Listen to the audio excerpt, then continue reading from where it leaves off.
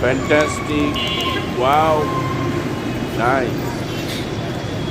যেটাই বলি না কেন, ভুট্টা পোড়া খুব উপাদেয় একটি খাবার, যা ভুট্টার মৌসুমে সারা দেশে পাওয়া যায়।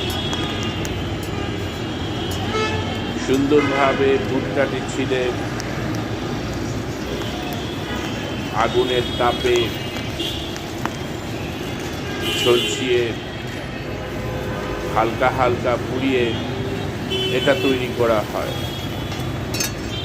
বেশ উপাদেয় এবং পুষ্টিগুণ সম্পন্ন একটি খাবার এটি। সবাই এটি খেতে বেশ পছন্দ করে।